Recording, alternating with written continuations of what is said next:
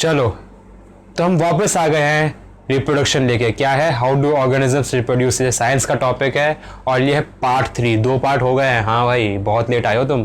2 part हो चुके हैं, तो नहीं देखे तो ऊपर जाके देख लो, आई बटन पर लिंक आ गया होगा। 2 पार्ट देखो जाके।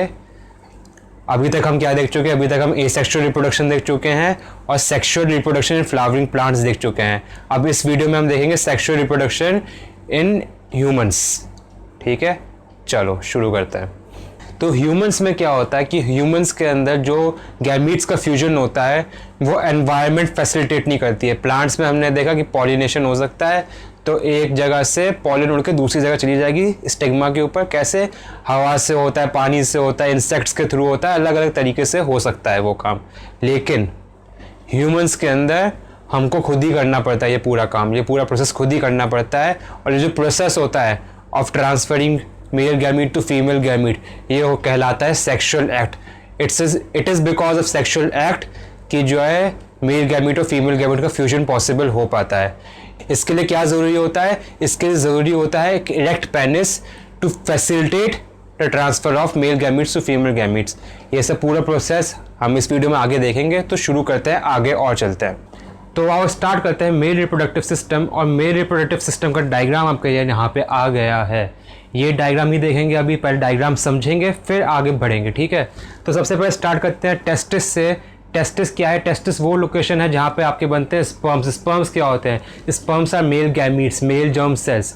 तो जो मेल जर्म सेल्स होते हैं वो स्पर्म्स होते हैं। स्पर्म्स कहाँ बनते हैं? टेस्टिस के अंदर। टेस्टिस कहाँ है? टेस्टिस है स्क्रोटम के अंदर। स्क्रोटम क्या है? स्क्रोटम एक सैक लाइक स्ट्रक्चर है जो कि स्किन का बना होता है, जो कि एब्डोमिनल कैविटी यानी कि जो मेन बॉडी है उसके बाहर हैंग कर रहा होता है। बाहर क्यों हैंग कर रहा है? क्वेश्चन है कि बाहर क्यों हैंग कर रहा है? बाहर इसलिए हैंग कर रहा है क्योंकि जो स्पर्म प्रोडक्शन का प्रोसेस होता है उसको नॉर्मल बॉडी टेम्परेचर से 1-2 डिग्री सेल्सियस कम टेम्परेचर चाहिए होता है। ठीक है, तो उस प्रोसेस को फैसिलिटेट करने के लिए, ताकि वो प्रोसेस आराम से हो पाए, स्क्रोटम जो होता है जिसमें टेस्टिस होते हैं वो बॉडी के बाहर होते हैं ताकि टेम्परेचर उसको सूटेबल मिल सके फॉर स्पर्म प्रोडक्शन। ठीक है, समझ में आ गया। अब देखो, जो टेस्टिस है उससे जो अटैच्ड है एक ट्यूब, उसका नाम है क्या? Vas deferens. दिख रहा है लेबल दिख रहा है, वास डिफरेंस। एक ट्यूब अटैच्ड है विद द टेस्टिस। ये ट्यूब क्या करती है? ये ट्यूब लेके जाती है आपके स्पर्म्स को फ्रॉम द टेस्टिस, आगे लेके जाती है प्रोसेस में। आगे कहाँ लेके जाती है? आगे लेके जाती है यूरेथ्रा तक। इस दौरान उसको बीच में 2 ग्लैंड्स मिलते हैं, सेमाइनल वेसिकल्स और प्रोस्टेट ग्लैंड। सेमाइनल वेसिकल्स के 2 ब्रांचेज हैं, जैसा कि आपको दिख रहा होगा। 3 ग्लैंड दिख रहे हैं यहाँ पर हमको। ठीक है, जो 2 दिख रहे हैं उसमें से Oval shaped dark brown colour के जो स्ट्रक्चर्स हैं वो हैं आपके सेमाइनल वेसिकल्स। लेबल इन्होंने एक ही किया है लेकिन दूसरा भी सेमाइनल वेसिकल है। और एक राउंड शेप्ड स्ट्रक्चर है प्रॉपर, वो क्या है? वो है प्रोस्टेट ग्लैंड। वो है प्रोस्टेट ग्लैंड। अब ये दोनों का काम क्या है? अब इन दोनों ग्लैंड्स का काम क्या है? इन दोनों ग्लैंड्स का काम है, ये दोनों ग्लैंड्स सिक्रीशंस रिलीज करते हैं in the vas deferens. Vas deferens क्या है? वास डिफरेंस वो ट्यूब है जो कि स्पर्म्स लेकर जा रही है। तो सेमाइनल वेसिकल्स और प्रोस्टेट ग्लैंड, ये दोनों ही ग्लैंड्स अपने सिक्रीशंस रिलीज करते हैं वास डिफरेंस के अंदर, जहाँ पे वो स्पर्म्स के साथ मिक्स हो जाते हैं। तो इनके सिक्रीशंस का काम क्या होता है? इनके सिक्रीशंस के 2 मेन पर्पस होते हैं। पहला है कि जो स्पर्म्स है उसको बहुत लंबी डिस्टेंस ट्रैवल करना है। वो टेस्टिस से निकल के जाएगा आपके, फिर वो घूम के जाएगा पेनिस से होता हुआ, वो फिर फीमेल रिप्रोडक्टिव ट्रैक्ट में जाएगा। वहाँ लंबा डिस्टेंस ट्रैवल करना है। उसको इस रास्ते में चाहिए खाना, उसको चाहिए न्यूट्रिशन। वो न्यूट्रिशन कहाँ से आएगा? वो न्यूट्रिशन ही ये सिक्रीशंस प्रोवाइड करते हैं इन दोनों ग्लैंड्स के। इन दोनों ग्लैंड्स के जो सिक्रीशंस होते हैं वो स्पर्म्स को न्यूट्रिशन प्रोवाइड करते हैं और साथ ही साथ लुब्रिकेशन प्रोवाइड करते हैं। लुब्रिकेशन किसके लिए? लुब्रिकेशन इसके लिए जो सेक्सुअल एक्ट होगा जिसमें penis will get inserted into vagina, उस प्रोसेस के लिए जो लुब्रिकेशन चाहिए वो भी ये प्रोवाइड करते हैं। क्या? इन दोनों ग्लैंड्स के सिक्रीशंस। ठीक है, अब ये दोनों सिक्रीशंस आ गए किसके अंदर? वास डिफरेंस के अंदर, जहाँ पे वो स्पर्म्स के साथ मिक्स हो गए। अब ये जो वास डिफरेंस की ट्यूब है ये ख़त्म हो जाएगी, यहाँ पे ख़त्म हो जाएगी। क्यों? क्योंकि अब ये मर्ज हो जाएगी यूरेथ्रा की ट्यूब के साथ। यूरेथ्रा क्या है? अब यूरेथ्रा देखो, एक बड़ा सा ब्लैडर दिख रहा है, urinary bladder, light brown colour का उसका आउटलाइन है, वो यूरिनरी ब्लैडर है। उस ब्लैडर से आपका यूरिन आता है जो कि यूरेथ्रा के थ्रू पेनिस से आप एक्सक्रीट करते हो।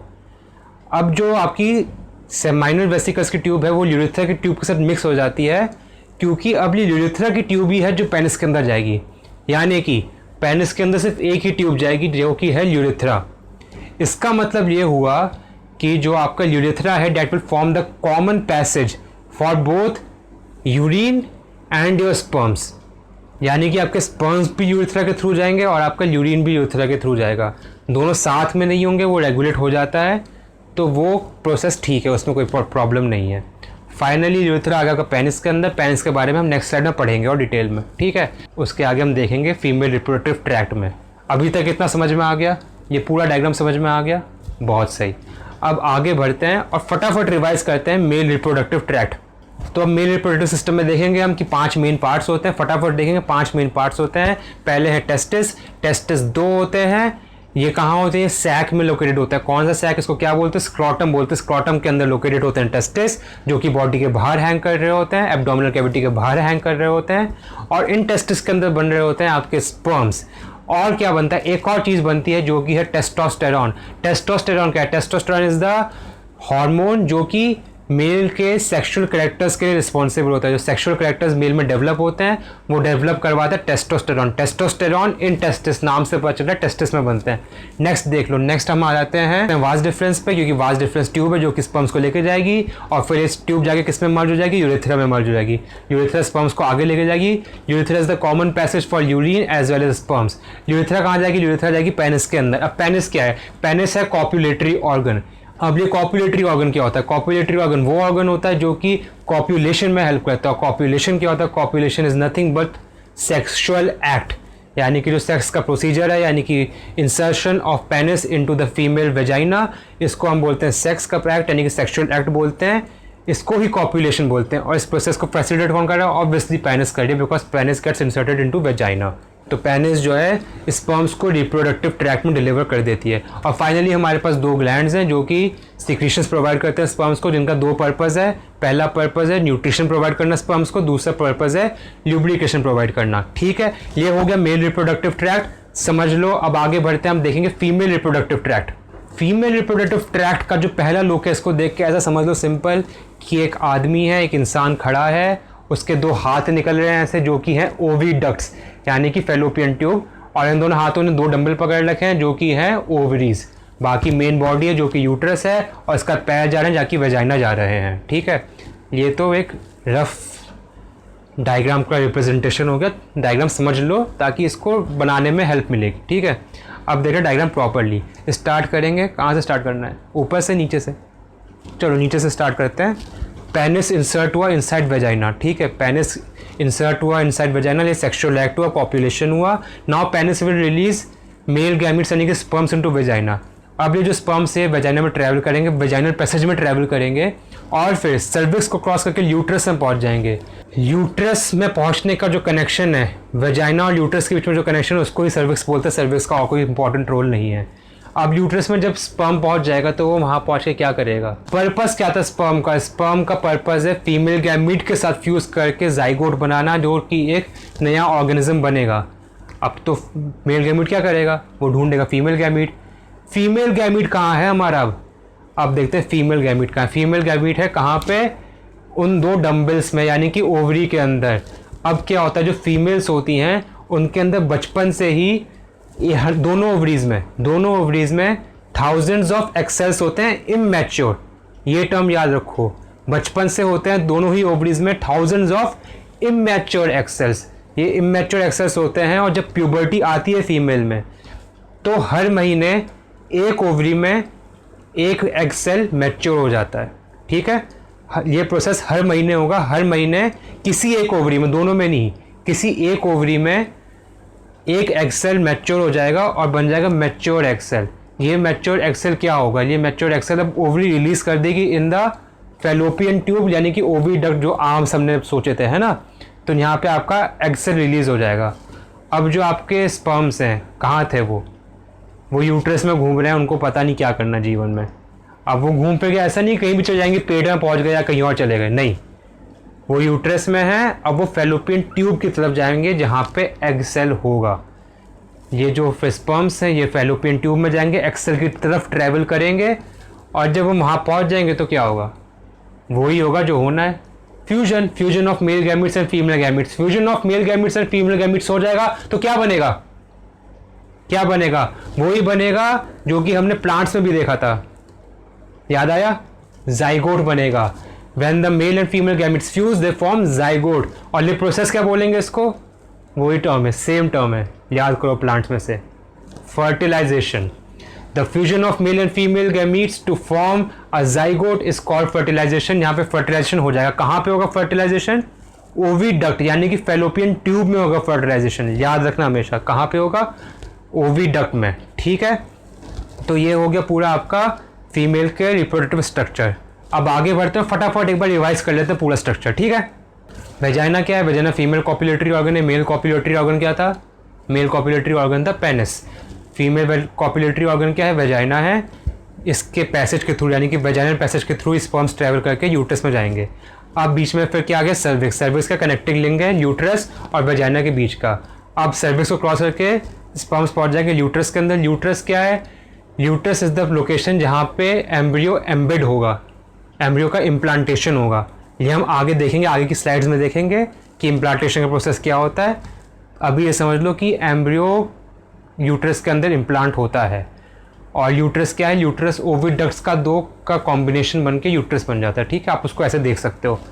फाइनली हमारे पास क्या आ गया, हमारे पास दो ओवरीज आ गए हैं। ओवरीज क्या है, ovaries are the sites of production of female gamete, female germ cell, जिसको हम एग सेल भी बोलते हैं यानी कि ओवम भी बोलते हैं। तो यहाँ पे ओवम बनता है कहाँ पे, ओवरीज में। और फिर ओविडक्ट्स क्या है, ओविडक्ट्स जो है दो ट्यूब्स हैं जो कि ओवरीज को यूट्रस से कनेक्ट करती हैं। तो एग सेल जब रिलीज होता है तो वो ओविडक्ट के थ्रू ट्रैवल करके वहीं पे फर्टिलाइजेशन होता है, और फिर उसके बाद जाइगोट पूरा आके कहाँ पे एम्बेड होगा, कहाँ पे इम्प्लांट होगा, यूट्रस के अंदर, ठीक है। ये फीमेल रिप्रोडक्टिव ट्रैक्ट था, समझ में आ गया। चलो आगे बढ़ते हैं। अब आगे हम देखेंगे क्या मेंस्ट्रुएशन। मेंस्ट्रुएशन कब होता है, मेंस्ट्रुएशन तब होता है जब फर्टिलाइजेशन नहीं हुआ हो। फर्टिलाइजेशन जब नहीं होता है तब मेंस्ट्रुएशन होता है। इसको ऐसा समझेंगे कि तुमने मानो रखी अपने घर पे एक पार्टी, बहुत शानदार पार्टी रखी, बर्थडे की पार्टी हो, टॉप करने की पार्टी हो, कोई भी पार्टी हो, पार्टी रखी। तुमने बोला 40-50 दोस्त, खूब अच्छे से तुमने अपना घर डेकोरेट किया पूरा, तुमने गुब्बारे फुला के लगाए, तुमने स्ट्रीमर्स लगाए, तुमने पूरे झालरें लगा दी, सब जगह पूरा डेकोरेट कर दिया कमरा। अब मान लो कोई नहीं आया, कोई आया ही नहीं, होगा ना दिमाग ख़राब, बिल्कुल गुस्सा आएगा। सब तुम गुब्बारे फोड़ दोगे, सब स्ट्रीमर्स फोड़ दोगे, सब गिरा दोगे, झालरें होंगे सब गिरा दोगे, सबको बहा दोगे नदी में, कहीं भी पानी में फेंक दोगे, क्या करना है अब क्या फ़ायदा। ऐसा ही कुछ हाल होता है यूट्रस का। अब तुम पूछोगे कैसे, तो सीन ऐसा है कि यूट्रस हर महीने प्रेगनेंसी के लिए प्रिपेयर करता है। वो प्रिपेयर करता है कि एम्ब्रियो आएगा और उसके एरिया में इम्प्लांट होगा, तो वो एम्ब्रियो की केयर करने के लिए हर महीने प्रिपरेशन करता है। क्या प्रिपरेशन करता है, अपनी वॉल्स को खूब थिक कर लेता है, काफ़ी ज़्यादा थिक कर लेता है। थिक किससे कर लेता है, उसमें काफ़ी सारे टिश्यूज इकट्ठे कर लेगा और ब्लड की लाइनिंग इकट्ठी कर लेगा, ब्लड की सप्लाई रिच कर लेगा अपनी वॉल्स के अंदर। ब्लड की सप्लाई रिच क्यों कर लेगा, ब्लड की सप्लाई रिच करने का एक ही मकसद है कि जो है एम्ब्रियो जो इम्प्लांट होगा उसको न्यूट्रिशन चाहिए ना, उसको ग्रोथ करने के लिए न्यूट्रिशन चाहिए, ऑक्सीजन चाहिए, सब कुछ चाहिए। कहाँ से आएगा, खुद का सिस्टम तो नहीं बना होता है उसका कि वो ब्रीथ कर सके, तो वो उसकी मदर प्रोवाइड करेगी। मदर प्रोवाइड करेगी थ्रू हर ब्लड, क्योंकि ऑक्सीजन कहाँ डिजॉल्व होती है, ब्लड में डिजॉल्व होती है। न्यूट्रिशन कहाँ होता है, सब जो न्यूट्रिएंट्स होते हैं वो किस में होते हैं, ब्लड में डिजॉल्व होते हैं। तो ब्लड की सप्लाई रिच करता है ताकि यूट्रस के अंदर जब एम्ब्रियो इम्प्लांट हो जाए तो उसको न्यूट्रिशन प्रोवाइड कर सके। तो ये सब वो पूरी तैयारी कर लेता है। लेकिन क्या, लेकिन प्रेगनेंसी हर महीने होती नहीं है, हर महीने फर्टिलाइजेशन होता नहीं है, हर महीने जाइगोट बनता नहीं है, हर महीने एम्ब्रियो आता नहीं है। और जब एम्ब्रियो आता नहीं है तो उसकी मेहनत बेकार। किसकी मेहनत बेकार, यूट्रस की मेहनत बेकार। यूट्रस से इतनी प्रिपरेशन की थी, उसकी मेहनत बेकार। उसको भी तुम्हारे जैसा ही गुस्सा आएगा, उसको भी तुम्हारी जैसे निराशा होगी, और वो क्या करेगा, अपनी सारी वॉल्स बहा देगा। वो कहेगा सब बेकार है, कोई मतलब नहीं है, संसार मुँह माया है, बहा दो सब कुछ। तो वो अपनी सारी वॉल्स तोड़ देगा, सब बहा देगा।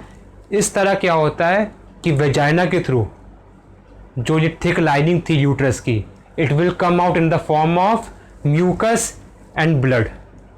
ये प्रोसेस जो हर महीने होता है in the absence of fertilisation, इसको हम कहते हैं मेंस्ट्रुएशन। ये मेंस्ट्रुएशन का प्रोसेस रफली हर महीने होता है फीमेल्स के अंदर, ठीक है, फीमेल्स के अंदर, क्योंकि यूट्रस वजाइना सब फीमेल्स के अंदर होता है, मेल्स में नहीं होता। तो ये प्रोसेस हर महीने फीमेल्स के अंदर होता है और रफली 2 से 8 दिन तक चलता है, depending on person to person. और उस पर्सन में भी किसी महीने ज़्यादा किसी महीने में कम हो सकता है, लेकिन रफली 2 से 8 दिन का ये प्रोसेस चलता है। तो ये हुआ आपका मेंस्ट्रुएशन। अब मेंस्ट्रुएशन तो समझ लिया हमने, ये देख लिया कि अगर प्रेगनेंसी नहीं हुई, एग फर्टिलाइज नहीं हुआ तो क्या होगा। लेकिन एग फर्टिलाइज हो गया तो क्या होगा, तो हो गए पोस्ट फर्टिलाइजेशन इवेंट्स। वो क्या होते हैं वो देखते हैं। तो ऐसे कि स्लाइड में आ गया है, ये सब पढ़ने की ज़रूरत नहीं है, नीचे पीपीटी का लिंक दे रखा है, ये पूरा डाउनलोड कर सकते हो, कभी भी पढ़ सकते हो जीवन में, आराम से पढ़ते रहना। अभी सुन लो जो मैं कह रहा हूँ, ठीक है, पूरा प्रोसेस प्यार से समझेंगे, इसको बाद में पढ़ लेना, आराम से टाइम मिलेगा तुमको, ठीक है। तो प्रोसेस क्या होता है, सबसे पहले एग फर्टिलाइज हो गया, मेल गैमीट आया, फीमेल गैमीट आया, फर्टिलाइजेशन हुआ, कहाँ पे, ओविडक्ट में फर्टिलाइजेशन होगा, ओविडक्ट में फर्टिलाइजेशन हो गया, क्या बन गया, जाइगोट। जाइगोट क्या है, जाइगोट सिर्फ एक सेल है, जाइगोट सिर्फ एक सेल है, उसके मल्टीपल्स, अब वो डिवीजन करेगा, अब वो डिवाइड करेगा और मल्टीपल सेल्स बनाएगा, वो ग्रो करेगा। जब मल्टीपल सेल्स हो जाएंगे और एक बॉल ऑफ सेल्स बन जाएगी, उसको हम बोल देंगे एम्ब्रियो। अब ये जो बॉल ऑफ सेल्स जो एम्ब्रियो है, ये आ जाएगा ओविडक्ट से मूव करेगा कहाँ पे, यूट्रस में, क्योंकि इम्प्लांटेशन कहाँ होता है, इम्प्लांटेशन होता है यूट्रस में, यूट्रस में जगह है, यूट्रस में ये सारी प्रिपरेशन है। अब जो यूट्रस की प्रिपरेशन थी, जो उसने वॉल्स थिक की थी, ये सब उसने पूरी प्रिपरेशन की थी एम्ब्रियो के लिए, वो अब काम आएगी, अब उसको फल मिलेगा उस मेहनत का। तो यहाँ पे एम्ब्रियो इम्प्लांट हो जाएगा यूट्रस के अंदर प्रॉपरली और कनेक्ट हो जाएगा यूट्रस और एम्ब्रियो के बीच में। इसमें अब एक ऑर्गन आता है प्लेसेंटा, जो कि बहुत ही इंपॉर्टेंट रोल प्ले करता है। प्लेसेंटा क्या है, प्लेसेंटा एक डिस्क लाइक स्ट्रक्चर है, डायग्राम तुमको नहीं दिया क्योंकि डायग्राम एक्चुअली बहुत कॉम्प्लेक्स होता है और ज़रूरत नहीं है क्योंकि तुम्हारे कोर्स में नहीं है, तो छोड़ो। तुम बस अभी इतना समझो कि एक डिस्क लाइक स्ट्रक्चर है प्लेसेंटा। इसके 2 फेस होंगे, एक इधर वाला एक इधर वाला। जो इधर वाला फेस है यानी कि जो एम्ब्रियो की तरफ फेस है, एम्ब्रियो की तरफ वाले फेस में होंगे विलाय। विलाय क्या होते हैं, फिंगर लाइक प्रोजेक्शंस। मान लो ये फेस है तो इसमें जो फिंगर लाइक प्रोजेक्शंस निकलेंगे इनको बोलेंगे विलाय।